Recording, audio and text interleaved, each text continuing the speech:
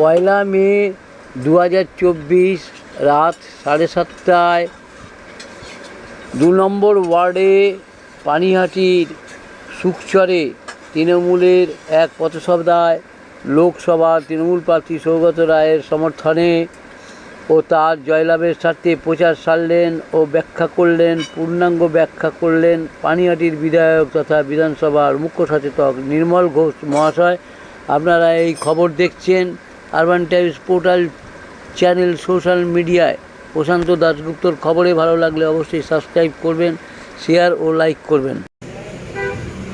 পশ্চিম পানিহাটির সভাপতি এই সভার মূল উদ্যোক্তা, আয়োজক এবং সভার মূল পর্বে শ্রী স্বপন দাস, আমাদের দলের নেতা, আপনাদের প্রিয় কাউন্সিলর সে রয়েছে এখানে। যারা বক্তৃতা দিয়েছে, জয়দীপ বক্তৃতা দিয়েছে, আর বক্তৃতা দিয়েছে আমার অমিতাভ নাম, আমাদের প্রাক্তন কাউন্সিলর, আর এখন অভিজিৎ আমার ছাত্রনেতা, ছাত্রের সভাপতি পানিহাটি পশ্চিম বক্তৃতা দেবে। আমি কয়েকটি কথা আমার প্রিয় অধিবাসীদের কাছে আমি নিবেদন করতে চাই। দীর্ঘ 55 বছরের বেশি সময় পানিহাটিতে আমি সক্রিয় রাজনীতি এবং আপনাদের আশীর্বাদে বাংলার বিধানসভায় আছি।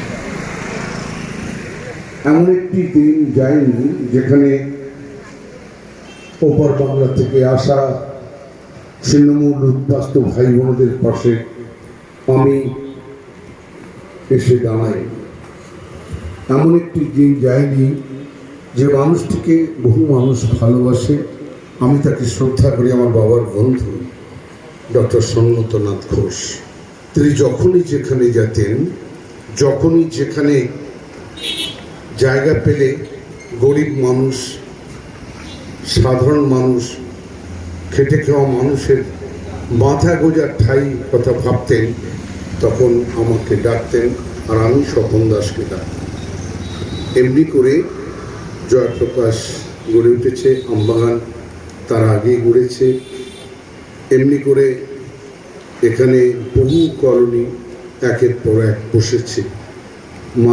মানুষ হিসেবে রাজনীতির মধ্যে নির্বাচন এলে মানুষ চিন্তা করে আমি কোথায় যাব, কার সঙ্গে যাব, কোন নেতার সঙ্গে যাব, গেলে প্রথম হচ্ছে আমার পাড়ায়, আমার এলাকায় শান্তি থাকবে এবং সবাই একসঙ্গে থাকতে পারবে। শান্তির অর্থ মৈত্রী, মৈত্রীর অর্থ ভালোবাসা, ভালোবাসার অর্থ একতা। এই একতাবদ্ধ আমরা থাকতে পারবো কেন? বহুদলীয় ব্যবস্থাই হচ্ছে গণতন্ত্র।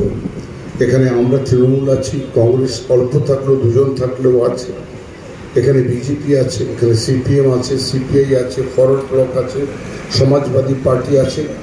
সব পার্টি যাতে স্বাধীনভাবে তাদের কাজ করতে পারে, মানুষ তার জীবনের যে চাহিদা তা যাতে মানুষ পূরণ করতে পারে। আমি আপনাদের বলতে পারি যে আজকের পানিহাটি মমতা ব্যানার্জির আসার আগেও আমি ছিলাম। এই যে জল ট্যাঙ্কি এখানে তৈরি হয়েছে, অধ্যাপক সৌগত রায় দিল্লিতে 2009 সালে যখন আপনারা ভোট দিয়ে জিতিয়েছেন, তারপর দিল্লি থেকে তিনি তখন মন্ত্রী হয়েছিলেন। তিনি 250 কোটি টাকা দিল্লি এবং কলকাতা থেকে আদায় করেন। আমি এবং আমার সকল সাথীরা একসঙ্গে একমত হয়ে আমরা পানিহাটিতে এই ধরনের প্রায় 25টা ওভারের ট্যাঙ্ক তৈরি করি এবং এই যে আপনাদের ঠিক উল্টো দিকে গডরেজ প্রকৃতিতে আমরা জল প্রকল্প তৈরি করি। কিন্তু জল প্রকল্প পানিহাটির 4.5 লক্ষেরও বেশি মানুষ পৌরাঞ্চলে, এটা 5 লক্ষ হয়ে যাবে। 5 লক্ষ মানুষের জন্য প্রয়োজন কম করে 20 মেগা গ্যালন জলের প্রয়োজন। আমাদের ক্যাপাসিটি অনুযায়ী আমরা এখন তৈরি করতে পারি 13 মেগা গ্যালন। আর আমরা অন্য জায়গার থেকে পেতাম, এখন সব বন্ধ হয়েছে, যার যার তার। কিন্তু যে ছেলে তীর্থঙ্কর এখন বক্তৃতা দিয়ে গেল, পানিহাটি পৌরসভায় জলের দায়িত্ব তিনি আছেন। পানিহাটি পৌরসভা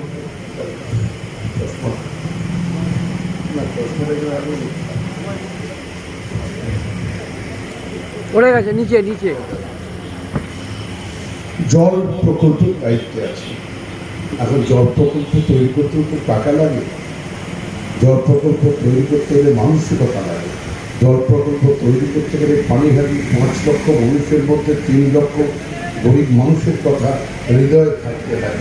কারণ পানীয় জল দিয়ে তার থেকে পয়সা নেওয়া যাবে না।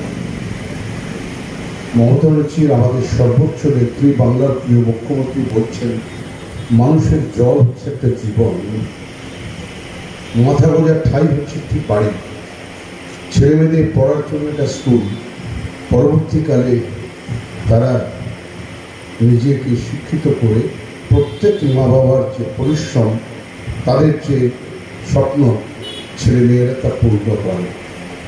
আমাদের আরেকটি প্রকল্প আমরা পেয়েছি, মমতা ব্যানার্জি কাজ করেন, টাকা দেন, এই টাকা আমি অধ্যাপক সৌগত রায় নিয়ে আসি। তারপর পানিহাটি পৌরসভায়, সেই পৌরসভায় যারা দায়িত্বে থাকবে তারা মানুষের কাজ করবে। আমরা আরেকটি প্রকল্প পেয়েছি, মায়েরা, বোনেরা, ভাইরা যারা এখানে তোমরা আছো, সেই প্রকল্প হচ্ছে আবার 70 হবে। কোথায়? 70 যেখানে রেডিমেড সেন্টার, শ্রেণীকেতন, বাটা, তার ঠিক পেছনে আমরা 6 বিঘি জমি, ঠাকুর করোনার যেখানে নাম কবিগুরু রবীন্দ্রনাথের বংশধর দেবেন্দ্রনাথ ঠাকুর, তার ঠাকুর বাড়িতে আমরা আমাদের ছোট ভাই যে পৌরসভার চেয়ারম্যান ছিল, সবাই আপনারা তাকে, স্বপন ঘোষ মন্টু, তাকে সবাই চিনতেন, তিনি 6 বিঘে জমি ওখানে পেয়েছেন। তাদেরকে হাতে ধরে তাদের সঙ্গে সুসম্পর্ক স্থাপন করে তিনি বলেছেন আপনারা যদি জমি দেন তাহলে এই সোদপুর সহ, সুকচর সহ, আগরপাড়া সহ, ভোলা সহ, মানশিলা সহ, নাটাগড় সহ সব মানুষ পানীয় জল পাবে, আর মানুষ আপনাদের আশীর্বাদ করবে। এবং 6 বিঘে জমির দাম 70, ওই বাটা বা শ্রেণীকেতন বা বড়দানের বাবা, তাহলে ওটা ছেড়ে দেবে, ছেড়ে ওটু, আচ্ছা ওর না খেলে ও চলবে না, চল একটু আগিয়ে নেই। ওখানে আমরা জায়গাটি পেয়েছি, সেই জায়গার ঠাকুর কর্নারে দাম হচ্ছে 100 কোটি টাকা। দেখুন আজও এই দেশে এমন মানুষ, হৃদয়বান মানুষ, এমন সজ্জন ব্যক্তি যাদের মধ্যে সামাজিকতায় ভরপুর, যাদের জীবন হচ্ছে মানুষকে মানুষ হিসেবে, কবিগুরু যেভাবে বিশ্ব কবি হয়েছেন, মানুষকে দিয়ে গিয়েছেন, তিনি কি নিয়েছেন আপনি বলতে পারবেন না, মানুষকে দিয়ে গেছেন। আজকে যা কিছু আমাদের সম্মান আধুনিক বাংলায়, কবিতায়, গানে, যেখানে যাবেন কবিগুরু রবীন্দ্রনাথ, সেই বংশের মানুষ আমাদেরকে 100 কোটি টাকার জমি দিয়েছে। একটু সময় লাগছে, জল আগরপাড়া পিভি ঘাট থেকে ইনটেক তৈরি হচ্ছে, ওই মহাজাতির প্রান্ত থেকে পাইপ চলে আসবে, একটু টাইম লাগবে। আমরা আশা করছি এই 2024-এর কাছাকাছি এবং একটু পরে 25-এর প্রথম দিকে আমরা আরেকটি প্রজেক্ট পাবো।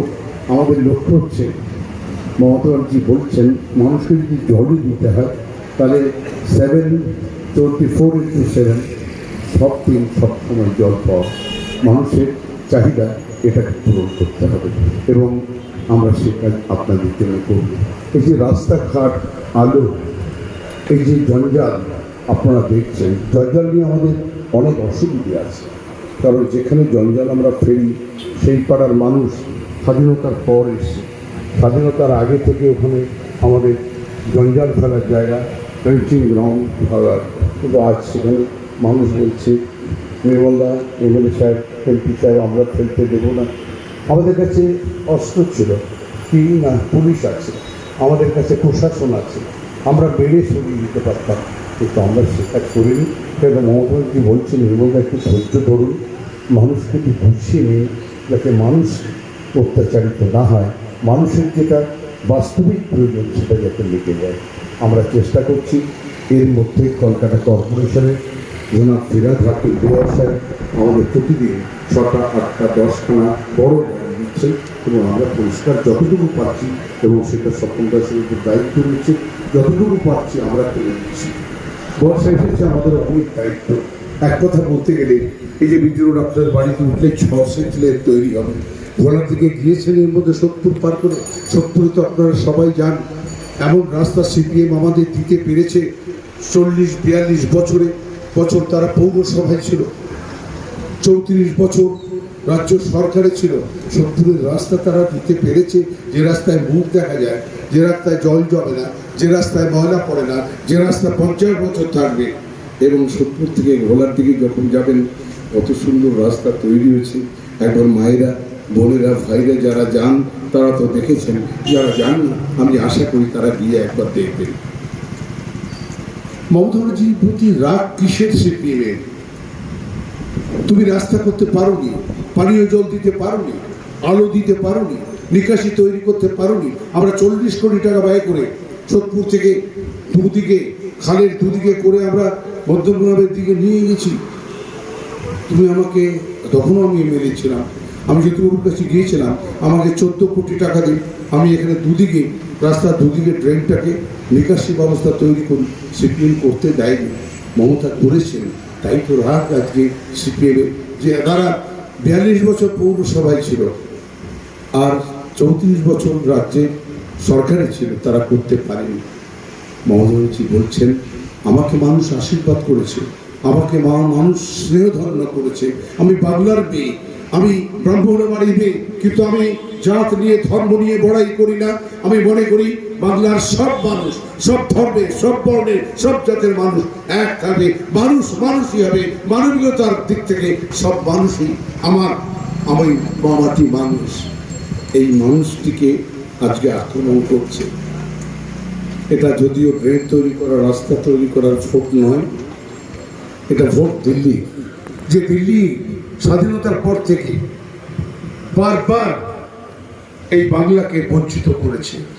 একমাত্র ইন্দিরা গান্ধী, তিনি অনেকটা পশ্চিমবাংলাকে দিয়েছেন, করণী দলিল দিয়েছেন, তিনি অনেক পেট্রোল রেল দিয়েছেন, পাটিতলা রেল তিনি দিয়েছেন। এছাড়া বাংলা সবসময় বঞ্চিত হয়েছে। এই বঞ্চনার বিরুদ্ধে সব দল, সব পার্টি সবসময় আওয়াজ তুলেছে। মমতা বলছেন আমি কারো দয়ায় নয়, আমি 10.5 কোটি মানুষের আশীর্বাদ নিয়ে, তাদেরকে সঙ্গে করে বাংলাকে আমি বিশ্ব বাংলায় পরিণত করব। পশ্চিমবাংলাকে আমি সবার জন্য একটা সুন্দর রাজ্য তৈরি করব, যে ভারতবর্ষের শ্রেষ্ঠ রাজ্য হবে। তার একটি সমালোচনা মমতার প্রতি। মমতা লক্ষ্মীর ভাণ্ডার দিয়েছে, বলছে আমরা এলে লক্ষ্মীর ভাণ্ডার তুলে দেব। মমতা স্বাস্থ্যসাথী প্রত্যেক পরিবারকে 7 কোটি পরিবার, 7 কোটি পরিবারের লোককে স্বাস্থ্যসাথী কার্ড দিয়েছে। মমতা যারা পড়তে যায়, আমার বাড়ির কন্যারা, আপনার বাড়ির কন্যারা, মেয়েরা,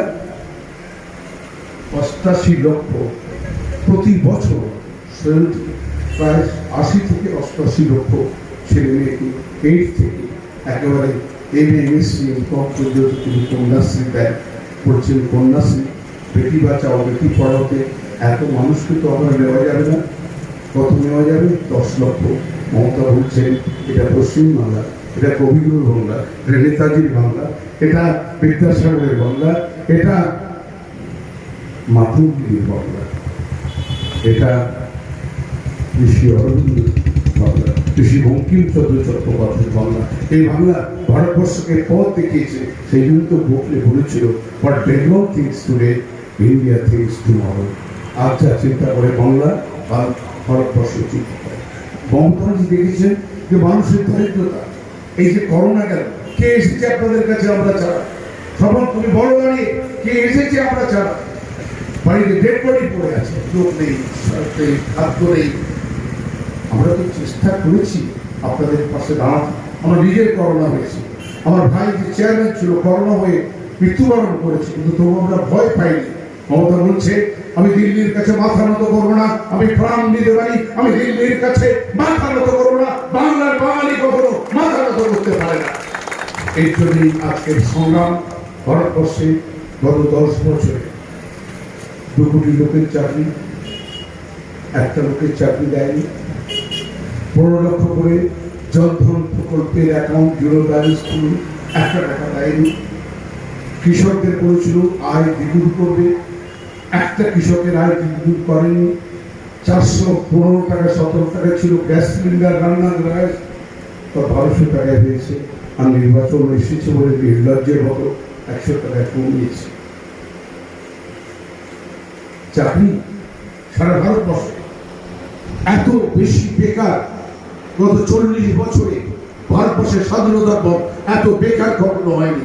কিন্তু পশ্চিমবাংলা ছোট শিল্প তৈরি করে, মাঝারি শিল্প তৈরি করে পশ্চিমবাংলা যেখানে যেখানে জায়গা পেয়েছে গরিব ছেলে মেয়েদের তাদের জায়গা করে দিয়ে তাদের নিজের পেট, নিজের পরিবার পোষার জন্য তাদের ব্যবসার সব রকম সাহায্য করেছে।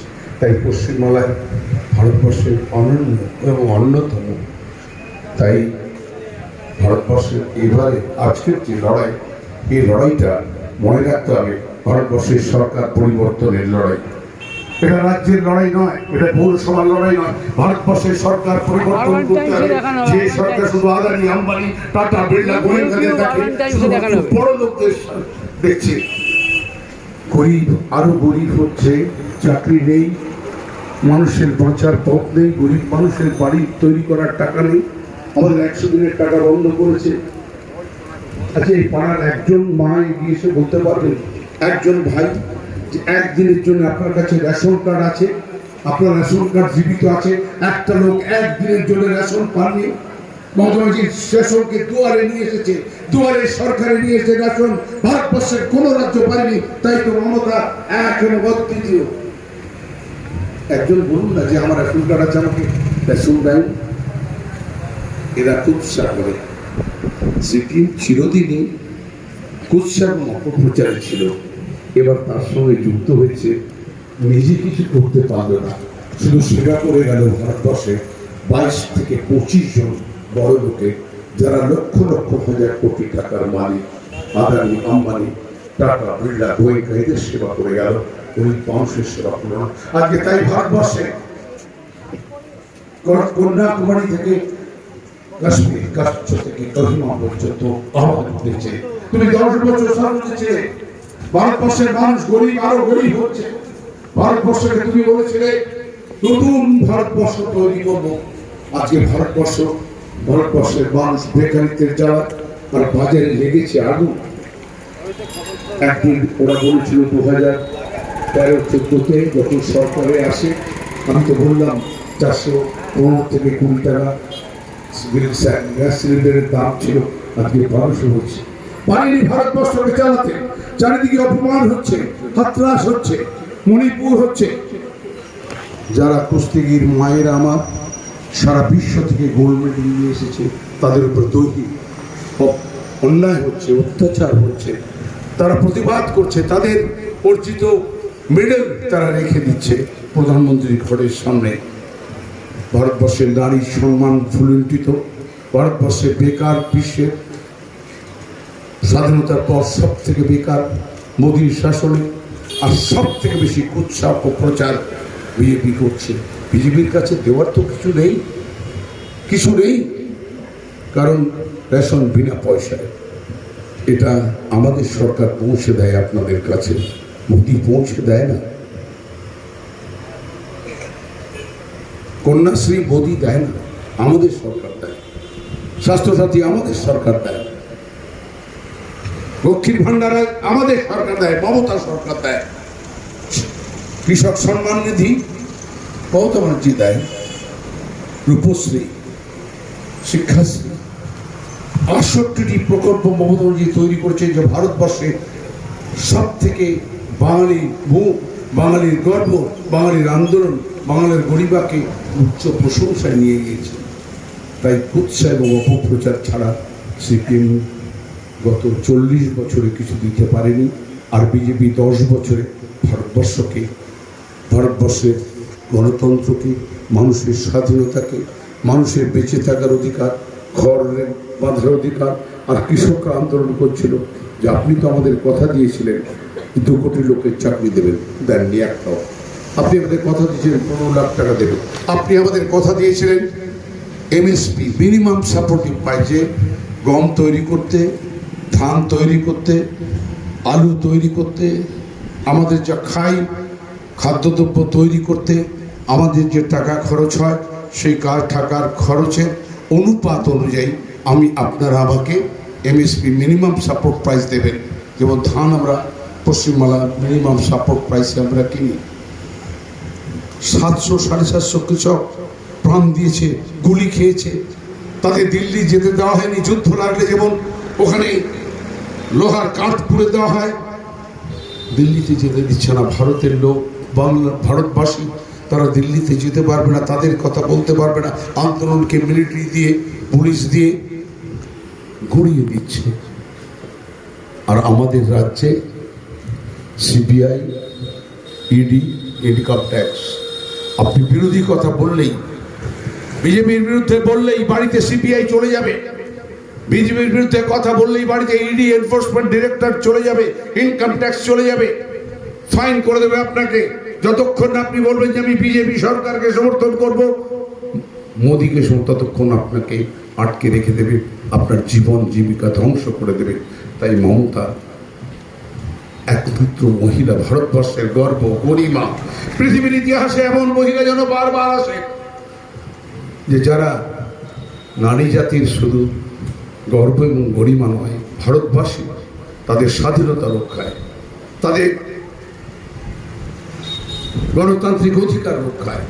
এবং বাবা সাহেব ডক্টর আম্বেদকর যে সংবিধান তৈরি করে গিয়েছেন, যে সংবিধান বলছে হিন্দু, মুসলমান, জৈন, খ্রিস্ট সব সম্প্রদায়, সব বর্ণের, সব ধর্মের মানুষ আমরা এক হয়ে থাকবো, আমরা ঐক্যবদ্ধ থাকবো।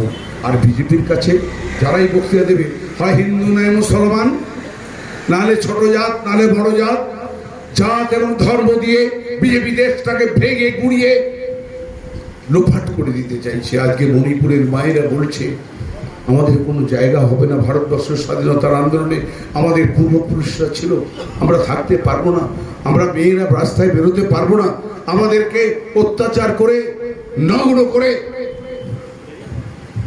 আপনারা দেখেছেন সেই ভিডিও, ছবি। এই ভারতবর্ষে আজকে শুধু বড় লোকের শাসন, গরিব মানুষ আর গরিব হচ্ছে। তাই এবারে জোট বেঁধেছে মহারাষ্ট্রে শিবসেনা থেকে শুরু করে, বিহারে আরজেডি, উত্তরপ্রদেশে সমাজবাদী পার্টি, পশ্চিমবাংলায় তৃণমূল, আপ দিল্লিতে, এবং দক্ষিণ ভারত একচেটিয়া বিজেপিকে ছেটিয়ে বিদায় করে দিয়েছে। তাই এবার ভারত সরকার গড়ার লড়াই, এই লড়াইতে অধ্যাপক সৌমিত্র জিতলে মমতা ব্যানার্জি ভারতবর্ষের সঞ্চালিকা শক্তি হবে। বাংলা আবার তার যে বঞ্চনা, বাংলার বাঙালির উপরে যে বঞ্চনা, বাঙালির অস্মিতাকে আজকে গুজরাটি গুজ্জু ভাইরা শেষ করে দেওয়ার যে অপচেষ্টা করছে, তার বিরুদ্ধে মমতা ব্যানার্জি দাঁড়িয়ে ভারতবর্ষে আবার বাঙালি শ্রেষ্ঠ আসন পাবে, বাংলা আবার ভারতবর্ষে শ্রেষ্ঠ আসন পাবে। এই লড়াইতে আসুন আমরা সবাই মিলে, আমাদের কাজ আপনাদের সঙ্গে থাকা, আপনাদের সেবা করা, আপনাদের সুখ এবং দুঃখে একসঙ্গে থাকা। বিজেপি আর সিপিএম কুৎসা অপপ্রচার ছাড়া কোনো কথা নেই। আজকে দেখুন ইলেকট্রাল বন্ড, পলিটিক্যাল পার্টির চাঁদা বড় বড় মালিকদের ধরে নিয়ে যাচ্ছে, গিয়ে বলছে তোমাকে জেলখানায় রাখবো। বলছে আমি কি করে ছাড়া পাবো? বলে দুটো কাজ, একটা হচ্ছে মোদিকে শুধু সারাদিন ভগবান মাকে পুজো করে, আমার মায়েরা বাড়িতে লক্ষ্মী মাকে পুজো করে, শেতলা মাকে পুজো করে, দুর্গা মাকে পুজো করে, সরস্বতী মাকে পুজো করে, গণেশ ঠাকুরকে পুজো করে, শিব ঠাকুরকে পুজো করে। না, মোদি করতে হবে, আর তোমাকে 100, 200, 500 কোটি করে টাকা দিতে হবে।